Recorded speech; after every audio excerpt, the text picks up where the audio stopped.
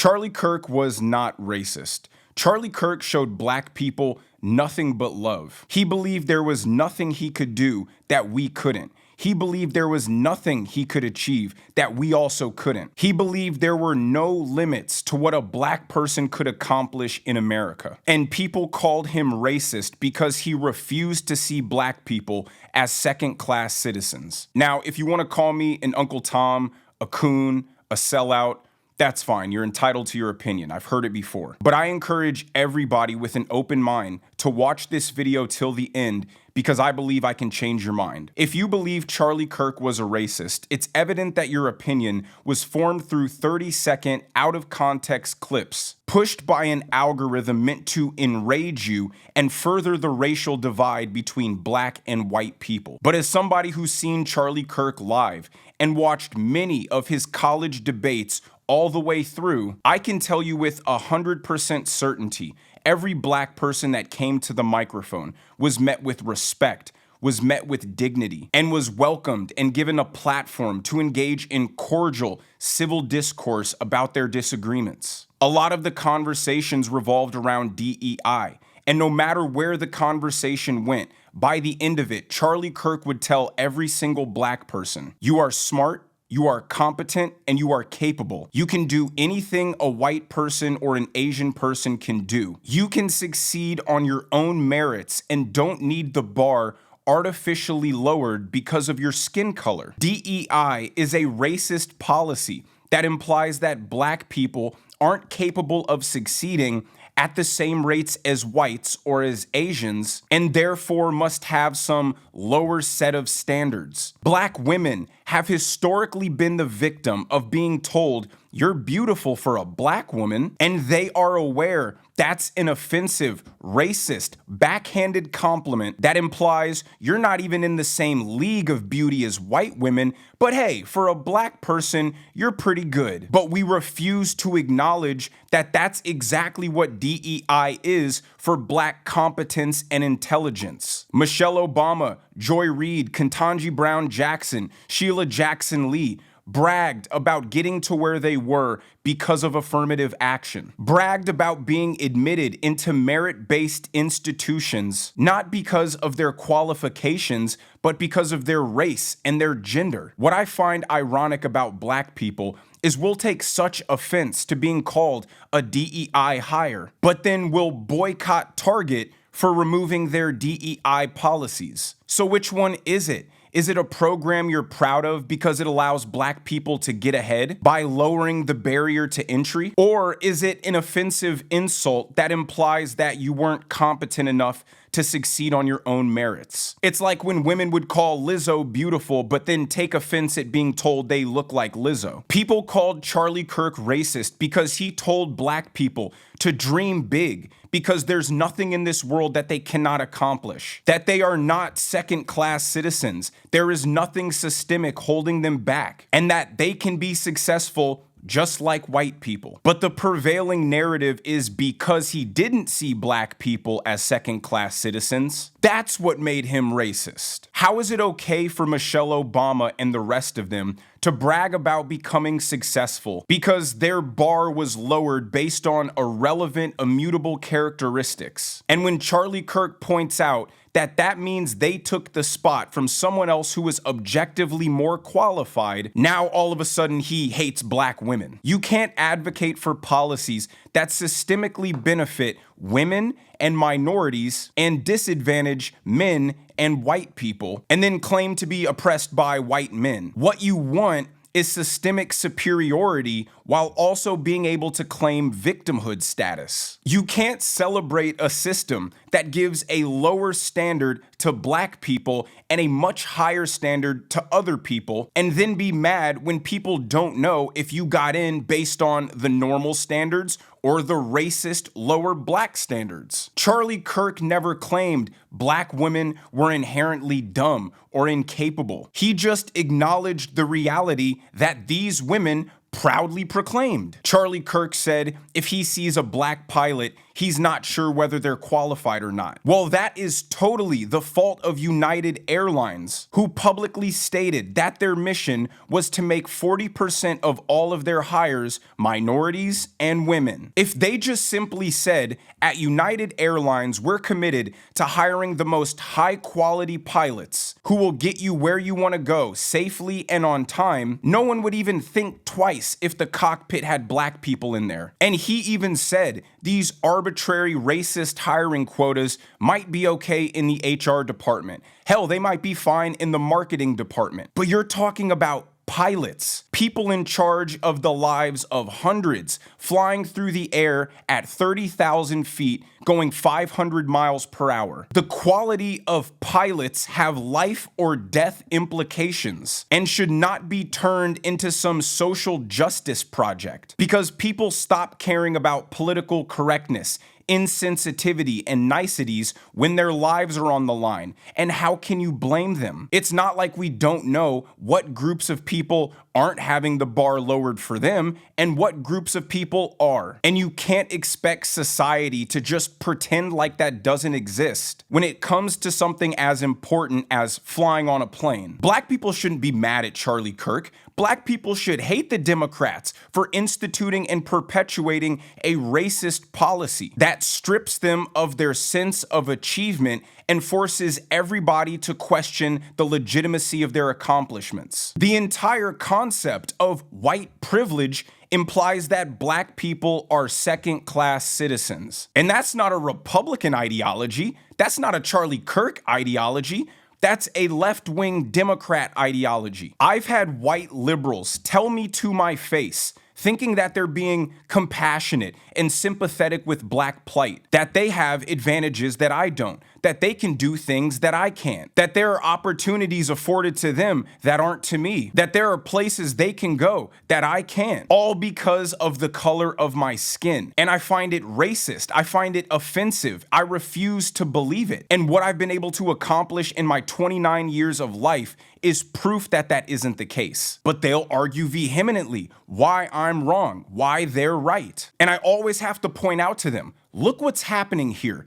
You are a white person berating me because I don't believe that I'm less than you. Why I don't subscribe to the belief that my skin color makes me second class to you. What makes you different from a racist 100 years ago who held the exact same beliefs about black people? Barack Obama was elected president as a Democrat twice, and Democrats will still turn around and look black people dead in their eyes and tell them there are things they can't accomplish in America. But Charlie Kirk's the racist for saying the opposite of that. Charlie Kirk's the bad guy for refusing to see you as less than him. Make that make sense. And if you're still a believer in arbitrary racial hiring quotas, then let me ask you, would you be okay with the NBA that's 70 to 75% black restricting the amount of black people that are allowed to be in the league so it's more representative of the overall demographic? I mean, black people are only 13% of the population.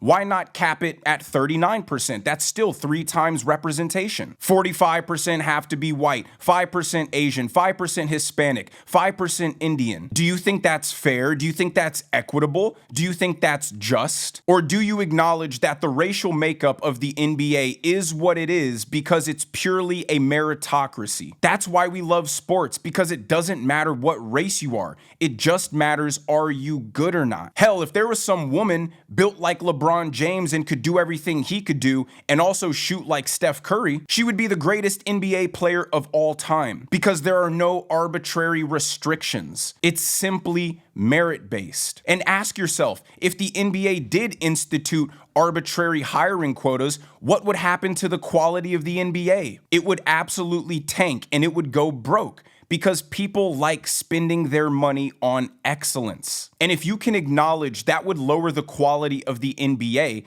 then you also have to acknowledge it will lower the quality of our institutions at large. And that's the other massive problem with DEI. It doesn't just strip people of the legitimate feeling of achievement, it dilutes the quality of our institutions at large. Charlie Kirk said the black community was better in the 1940s than it is now. And I agree with them. And while that comment coming from Charlie Kirk may trigger black people, they know it's true also. There's a cartoon called The Boondocks that's made by black people for a black audience. And there's an episode where Martin Luther King comes back and he's absolutely disgusted at the current state of black culture.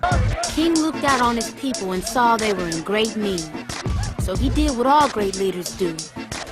He told them the truth. Will you ignorant please shut the hell up? He just said what I think he said. Is this it? This is what I got all those ass whoopings for? I had a dream once. It was a dream that little black boys and little black girls would drink from the river of prosperity, freed from the thirst of oppression. But lo and behold, some 4 decades later, what have I found but a bunch of trifling, shiftless, good-for-nothing.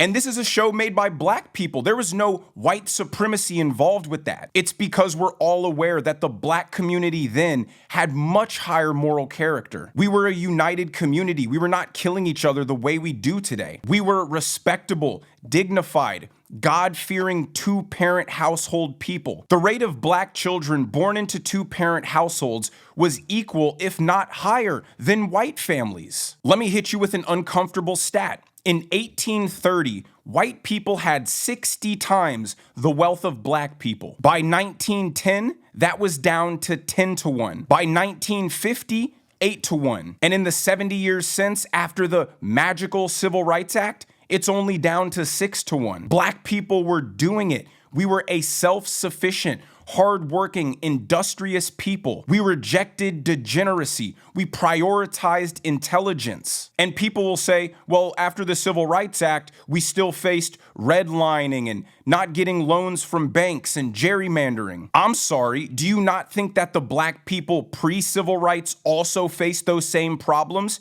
and even worse? Pre-Civil Rights Act, it was legal to discriminate against black people. And they still got it done. People like to talk about Black Wall Street in the 1920s. What about Madam C.J. Walker, a black woman who was actually the first woman millionaire in America? And it would be intellectually dishonest to claim that the systemic racism black people faced post-civil rights was somehow worse than what they faced pre-civil rights. I don't think the Civil Rights Act was bad. I'm specifically talking about the culture pre-civil rights and post-civil rights. The Democrats gave black people the Civil Rights Act and subsequently embarked on a 60-year orchestrated campaign to destroy the black community and make them permanent government welfare dependents. The Democrats' goal was to stifle the self-sufficient growth of the black community, wave free money in their face and say, we'll pay for your housing, we'll pay for your food, but the caveat is you have to remove the man from your home. And as a cherry on top, the more kids you have, the more free welfare will give you. We should have seen the playbook from a mile away. And now black people are talking about they want reparations. Did you already forget what free government money did to the black community over the last 60 years? Of course you forgot. The same way you forgot that Democrats were the party of slavery. Democrats were the party of the KKK. Democrats were the party of Jim Crow. But hey, they gave us the Civil Rights Act, so they must be our friends now, right? The Democrats are still the party of slavery. Back then, they needed black slaves to pick their crops. Today, they need third world slaves to pick their crops. Hollywood, the entertainment industry that promotes and profits off of degeneracy and violence in the black community. That's not a Republican institution. That's not a Charlie Kirk institution. That's a Democrat institution. Charlie Kirk never said, let's defund the police and pull them out of these high crime areas. Let's appoint soft on crime district attorneys who don't put people in jail, who release them back onto the street, who protect and coddle criminals and allow them to continuously terrorize their communities, which perpetuates poverty in black neighborhoods because nobody wants to invest there. Charlie Kirk never said, let's litter the black community with Planned Parenthoods so they can abort all their babies. So now they're killing each other in the streets, They're killing each other in the abortion clinics, and whoever's left will just be poor government dependents. That, my friends, is a Democrat philosophy. Charlie Kirk told black people to get married, to have babies, to find God, to flourish. Charlie Kirk never said George Floyd deserved to die. Charlie Kirk said that American cities shouldn't have been burnt to the ground over George Floyd's death. White liberals used it as an opportunity to push a divisive narrative that racist police brutality was an existential threat to black people, when every piece of evidence related to George Floyd's death proves that wasn't the case. George Floyd's rap sheet is only significant because it's likely the reason he immediately started resisting arrest when approached by police. And what do you expect to happen when you're resisting arrest? He was saying he couldn't breathe before they even took him to the ground. And while that is something that police have to take serious, it can't be some magical phrase that prompts police to just let you go and take 3 steps backwards. The knee on the back of the neck maneuver was the exact maneuver that the police department told their cops to use. It would be different if we had video footage of the cops pulling up saying, "Man, I just can't wait to kill this black guy today." And then when they approach George Floyd, he turns around, puts his hands behind his back, and the police officers just take his head and slam it into the brick wall. Then you might have a point that this was a racially motivated act of police brutality. But black people decided to burn down America for it, instead of rioting and protesting about a 3-year-old baby girl who gets shot in a drive-by shooting. We've just accepted that violence. In fact, we encourage it through our music. And we get offended when people point that out. How? Black people have voted Democrat at over a 90% rate for the last 60 years. And the black community has become significantly worse. And because the Democrats see that they'll get the black vote whether they help them out or not, they just completely ignore us and instead prioritize whatever other oppressed group they deem important at the time. Illegal immigrants, transgenders, and then enlist black people in their culture war by saying, well, we're all united against the bad, evil, racist white man. Democrats want to strip black people of their agency to convince them that they can't change their own lives for the better. The government has to solve their problems for them. Charlie Kirk told black people they have the power to change their own circumstances for the better. All they have to do is work hard, make good decisions, and shed this victim mentality that's holding them back. Charlie Kirk empowered black people through accountability, through personal responsibility. But when you're a victim, you thrive on the excuse that the systemic headwinds against you are so strong, there's no chance you can succeed because of this racist boogeyman. And that's what the Democrats want black people to believe. They want them to be mentally enslaved. Charlie talked about the acceptance and the adoption of gang culture being one of the primary things holding black people back. And I guess because it came out of a white man's mouth,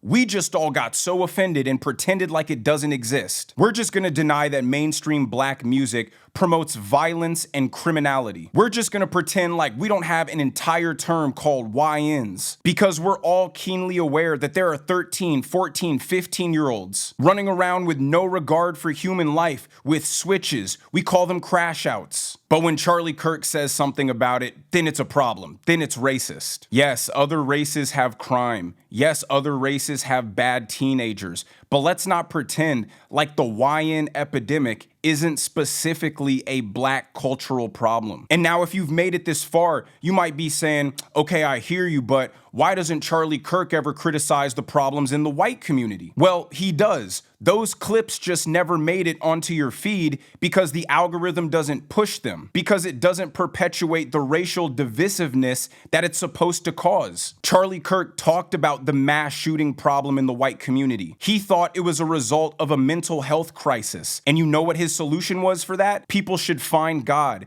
People should get married early. People should have kids, and they will find purpose and fulfillment. He talked about the opioid and the fentanyl crisis, which disproportionately affects poor whites. His solution was strong border policy that would stop the flow of these drugs that are killing people and destabilizing poor white communities. He talked about societal degradation in the white community. He blamed feminism, an ideology that has led to now more women being depressed than ever and more men feeling lonely and lack of purpose. And then they turn to these online communities which end up radicalizing them. He encouraged women to return to their natural role that would bring them the most fulfillment as a wife, as a mother. That would force men to grow up, to mature, to be dutiful, to be responsible, to be able to have the fulfillment of working hard, of providing for a family that loves you. I'm not here to tell you you even have to like Charlie Kirk. I'm just here to defend the man's character and say he was not a racist. Someone criticizing you doesn't make you racist. Someone telling you hard, uncomfortable truths doesn't make them a racist. Someone pushing you to be better doesn't make them a racist. If you want to disregard what I say, fine. If you want to disregard the tens of thousands of testimonials from other black people who supported him, who loved him, fine. But just because what he said might have offended you doesn't make you right. I only wanted to give you this perspective because I want people to realize that Charlie advocated for American excellence, no matter what race you were. Charlie told black people they weren't victims. They weren't second-class citizens. They weren't lesser than him. There was nothing in this world a black person couldn't achieve if they set their minds to it. And maybe, just maybe, it's the Democrats, the party that proclaims white privilege exists and black people are less than whites. The party that believes black people can't achieve on their own merit and need a lower set of standards because they aren't competent enough. Who believe criminality and degeneracy are just natural parts of black culture and therefore can't be critiqued, are actually the racist ones that you should be mad at. But let me know what you guys think down in the comment section below. If you enjoyed the video, make sure you hit that like button. Make sure you subscribe to the channel if you haven't already. Turn on those notification bells so you never miss a video. And I will see you guys in the next one.